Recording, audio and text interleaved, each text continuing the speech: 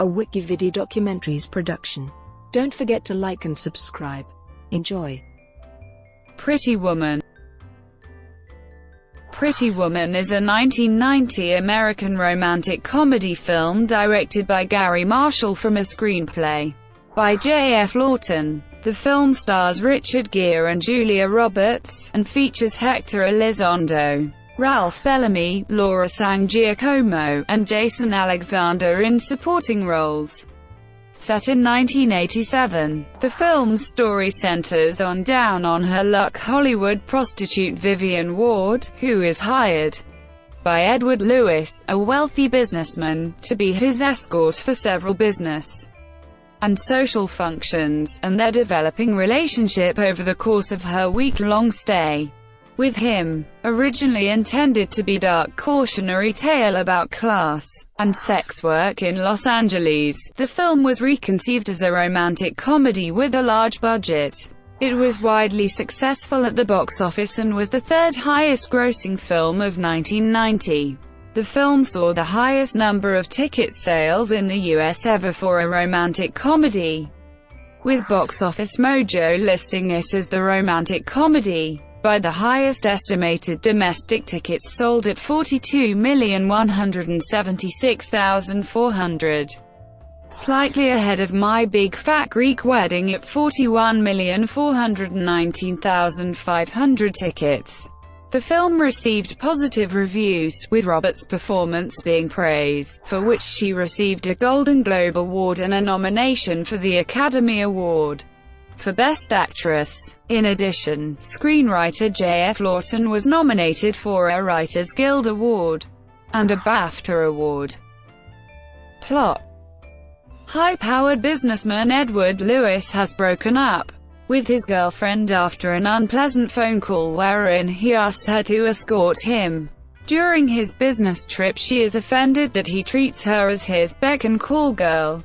Leaving a business party in the Hollywood Hills, he takes his lawyer's Lotus Esprit sports car and accidentally ends up on Hollywood Boulevard in the city's red light district, where he encounters prostitute Vivian Ward. Having difficulties driving the car, he asks her to get in and guide him to the Regent Beverly Wilshire Hotel, where he is staying. It becomes clear that Vivian knows more about the Lotus than he does, and he lets her drive. Vivian charges Lewis $20 for the ride, and they separate. She goes to a bus stop, where he finds her and offers to hire her for the night. Later, he asks Vivian to play the role his girlfriend has refused, offering her $3,000 to stay with him for the next 6 days, as well as paying for a new, more acceptable wardrobe for her. That evening, visibly moved by her transformation, Edward begins seeing Vivian in a different light. He begins to open up to her, revealing his personal and business lives. Edward takes Vivian to a polo match in hopes of networking for his business deal. His attorney, Philip, suspects Vivian as a corporate spy, and Edward tells him how they truly met. Philip later approaches Vivian, suggesting they do business once her work with Edward is finished. Insulted, and furious that Edward has revealed their secret, Vivian wants to end the arrangement. Edward apologizes, and admits to feeling jealous of a business associate to whom Vivian paid attention at the match. Vivian's straightforward personality is rubbing off on Edward, and he finds himself acting in unaccustomed ways. Clearly growing involved, Edward takes Vivian by private jet to see La Traviata at the San Francisco Opera. Vivian is moved to tears by the story of the prostitute who falls in love with a rich man. Vivian breaks her no kissing on the mouth rule and they have sex. In the aftermath, Vivian tells Edward she loves him, but he does not respond. Edward offers to put her up in an apartment so she can be off the streets. Hurt, she refuses, says this is not the fairy tale she dreamed of as a child, in which a knight on a white horse rescues her. Meeting with a tycoon whose shipbuilding company he is in the process of raiding. Edward changes his mind. His time with Vivian has shown him a different way of looking at life, and he suggests working together to save the company rather than tearing it apart and selling off the pieces. Philip, furious at losing so much money, goes to the hotel to confront Edward, but finds only Vivian. Blaming her for the change in Edward, he attempts to rape her. Edward arrives, wrestles Philip off her, punches him in the face, and throws him out of the room. With his business in LA complete, Edward asks Vivian to stay one more night with him, but because she wants to, not because he's paying her. She refuses. Edward rethinks his life and has the hotel chauffeur detour to Vivian's apartment building, where he leaps from out the white limousine's sunroof and rescues her. Edward asks, "So what happens after he climbed up the tower and rescues her?" To which Vivian responds, she rescues him right back. Development. The film was initially conceived as a dark drama about sex work in Los Angeles in the 1980s. The relationship between Vivian and Edward also originally involved controversial themes, including Vivian being addicted to drugs. Part of the deal was that she had to stay off cocaine for a week. Edward eventually throws her out of his car and drives off. The original script, by J.F. Lawton, called 3000, ended with Vivian and her sex worker friend on the bus to Disneyland. Producer Laura Ziskin considered these elements detrimental to a sympathetic portrayal of Vivian, and they were removed or assigned to Kit.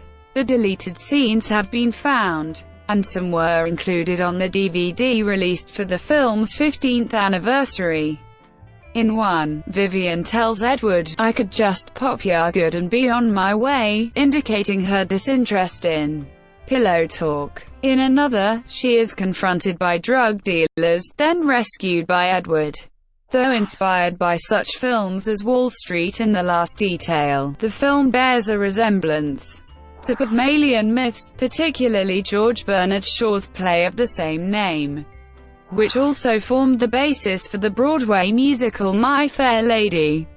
It was Walt Disney Studios' then-president Jeffrey Katzenberg who insisted the film be rewritten as a modern-day fairy tale and love story, as opposed to the original dark drama. It was pitched to Touchstone Pictures and rewritten as a romantic comedy. The title 3000 was changed, because Disney executives thought it sounded like a title for a science fiction film. The film is one of two movies that triggered a resurgence of romantic comedy in Hollywood, the other being When Harry Met Sally. Following this film's success, Roberts became the romantic comedy queen of the 1990s. Casting of the film was a rather lengthy process. Marshall had initially considered Christopher Reeve, Daniel Day-Lewis, and Denzel Washington for the role of Edward, and Al Pacino and Burt Reynolds turned it down. Pacino went as far as doing a casting reading with Roberts before rejecting the part. Gere initially refused, but when he met with Roberts, she persuaded him and he eventually agreed to play Lewis. He reportedly started off much more active in his role, but Garry Marshall took him aside and said, "No, no, no, Richard. In this movie, one of you moves, and one of you does not. Guess which one you are." Julia Roberts was not the first choice for the role of Vivian, and was not wanted by Disney. Many other actresses were considered. Marshall originally envisioned Karen Allen for the role. When she declined, auditions went to many better-known actresses of the time, including Molly Ringwald, who turned it down because she felt uncomfortable playing a sex worker. Winona Ryder auditioned, but was turned down, because Marshall felt she was too young. Jennifer Connelly was also dismissed for the same reason. Meg Ryan, who was a top choice of Marshall's, turned it down as well. According to a note written by Marshall, Mary Steenburgen was also among the first choices. Diane Lane came very close to being cast. They had gone as far as costume fittings, but due to scheduling conflicts she could not accept. Michelle Pfeiffer turned the role down, saying she did not like the script's tone. Daryl Hannah was also considered, but believed the role was degrading to women. Valeria Golino declined, doubting it would work with her thick Italian accent. And Jennifer Jason Leigh had auditioned. When all the other actresses turned down the role, 21-year-old Julia Roberts, a relative unknown, with only the sleeper hit Mystic Pizza and the yet-to-be-released Steel Magnolias to her credit, won the role of Vivian. Her performance made her a star. J.F. Lawton, writer of the original screenplay, has suggested that the film was ultimately given a happy ending, because of the chemistry of Gere and Roberts. Veteran actor Ralph Bellamy, who plays James Morse, appears in his final acting performance before his death in 1991. Filming. The film's budget was substantial, at $14 million, so producers could shoot in many locations. Most filming took place in Los Angeles, California, specifically in Beverly Hills, and inside sound stages at Walt Disney Studios in Burbank. The escargot restaurant, the Voltaire, was shot at the restaurant Rex, now called Cicada. Scenes set in the Beverly Wilshire Hotel lobby were shot at the Ambassador Hotel in Los Angeles. Filming commenced on July 24, 1989, but was immediately plagued by problems. These included Ferrari and Porsche declining the product placement opportunity for the car Edward drove, neither firm wishing to be associated with sex workers. Lotus Cars saw the placement value, and supplied a silver 1989.5 Esprit Che. Shooting was a generally pleasant, easygoing experience, as the budget was broad, and the shooting schedule was not tight. While shooting the scene, where Vivian is lying down on the floor of Edward's penthouse watching reruns of I Love Lucy, Garry Marshall had to tickle Roberts' feet to get her to laugh. The scene in which Gere playfully snaps the lid of a jewelry case on her fingers was improvised, and her surprised laugh was genuine. The red dress Vivian wears to the opera has been listed among the most unforgettable dresses of all time. During the scene in which Roberts sang to a Prince song in the bathtub, slid down, and submerged her head under the bubbles, she emerged to find the crew had left except for the cameraman, who captured the moment on film. In the love scene, she was so stressed that a vein became noticeable on her forehead, and had to be massaged by Marshall and Gere. She also developed a case of hives, and calamine lotion was used to soothe her skin until filming resumed. The filming was completed on October 18. Box office.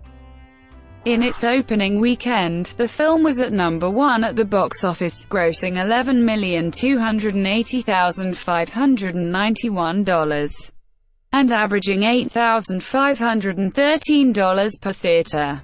Despite dropping to number 2 in its second weekend, it grossed more with $12,471,670. It was number 1 at the box office for 4 non-consecutive weeks, and in the top 10 for 16 weeks. It has grossed $178,406,268 in the United States and $285 million in other countries, for a total worldwide gross of $463,406,268.